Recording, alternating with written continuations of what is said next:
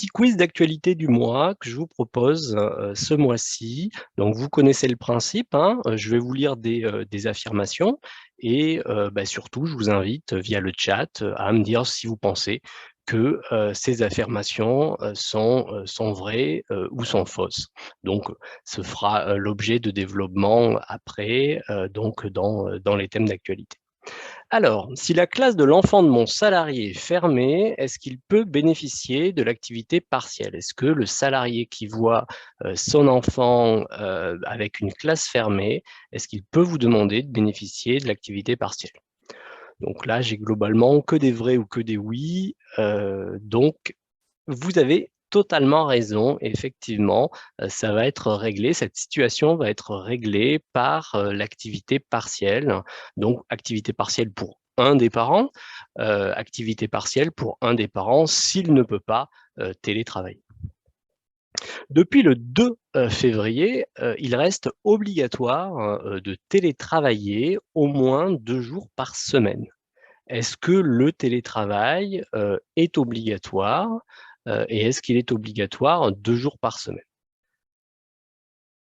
Alors c'est faux effectivement, le télétravail n'est plus obligatoire, il est préconisé, il est recommandé donc on invite les entreprises qui ont des postes télétravaillables, ministère les invite à, négocier donc avec les partenaires sociaux, avec les représentants de proximité, des salariés et bien comment éventuellement faire du télétravail, mais il n'y a plus cette obligation qu'il y avait avant au niveau du protocole santé-sécurité. Si on passe à la question, pour l'affirmation suivante, en l'état des textes actuels, ayant été positif après ma seconde dose de vaccin, je dispose aujourd'hui d'un schéma vaccinal complet et je ne devrais pas recevoir de troisième dose.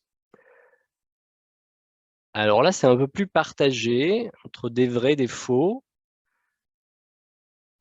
En fait, la question est un peu piège. Alors la question, elle est faux parce qu'en l'état des textes actuels, effectivement, ça n'est pas possible et le fait d'avoir été contaminé donne un certificat de rétablissement, mais certificat de rétablissement, il a une durée de validité. On a eu quand même ces derniers jours déclaration du ministre de la Santé qui est venu nous dire que a priori, les textes vont être modifiés et une contamination après 2 doses vaudrait finalement troisième dose et donc on n'aurait pas l'obligation de se faire vacciner une troisième fois, enfin avoir la fameuse dose de rappel pour avoir son schéma vaccinal complet. Un ancien salarié qui refuse que son ancien employeur continue à utiliser son image peut réclamer des dommages et intérêts si l'employeur, donc si l'ancien employeur ne fait pas le nécessaire rapidement. Vous voyez, il nous a signé une autorisation sur son image, ce salarié. J'utilise sur mon site internet, sur que sais-je, hein, les documents de l'entreprise, etc., etc. Est-ce que si mon ancien salarié me dit stop, on arrête, je ne veux plus d'utilisation de mon image, est-ce que ça engendre potentiellement des dommages et intérêts pour le salarié? Vous me répondez globalement vrai et c'est vrai effectivement. La jurisprudence que l'on verra tout à l'heure nous indique que finalement le fait même de ne pas avoir réagi de suite engendre un préjudice sans que le salarié n'ait à démontrer justement ce préjudice. Une indemnité de non-concurrence versée suite à la rupture du contrat de travail d'un salarié ouvre droit pour celui-ci à des congés payés. Alors l'indemnité de non-concurrence, hein, c'est quand on a une clause de non-concurrence dans le contrat de travail. Clause de non-concurrence dans le contrat de travail, le salarié part de votre entreprise et suite à son départ, vous devez lui verser un certain nombre de mois, hein, ce qui sera prévu dans la clause de votre contrat de travail, pendant un certain nombre de mois, une indemnité de non-concurrence. Bah, c'est assez curieux, mais c'est vrai. C'est assez curieux, mais c'est vrai. C'est une jurisprudence que l'on verra, tout à l'heure aussi. La Cour de cassation, elle raisonne, de manière assez simple finalement. Elle vient dire: «Bah, écoutez, cette indemnité de non-concurrence versée aux salariés, bah, elle est soumise à charge». Même si le salarié n'est plus salarié, hein, puisque c'est un ancien salarié, elle est soumise à charge comme de la rémunération. Puisque c'est soumis à charge comme de la rémunération, bah, c'est du salaire. Si c'est du salaire, ça ouvre droit à des congés payés. Et bah, c'est quand même assez, particulier, bah, tout simplement parce que, bah, le salarié, en l'occurrence, bah, il est plus salarié. Vous avez compris, il est plus du tout salarié, donc clairement, on ne devrait pas, logiquement, c'est assez curieux de dire, qu'il a droit à des congés payés. Voilà. Des fois, on a des jurisprudences comme ça un petit peu curieuses en pratique. En tout cas, là, dans ce dossier-là, bah, le salarié était légitime à, réclamer un rappel de congés payés sur cette indemnité. Un salarié parent d'un enfant positif à la Covid-19 bénéficie de l'activité partielle. À votre avis, est-ce que le salarié heureux parent d'un enfant, positif, est-ce qu'il bénéficie de l'activité partielle?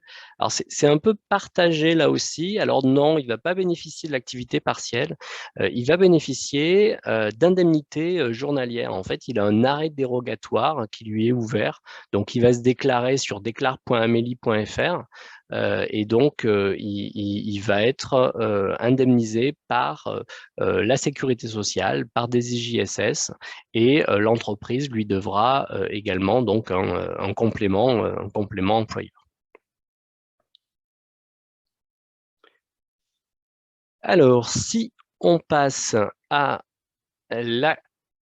l'affirmation, suivante,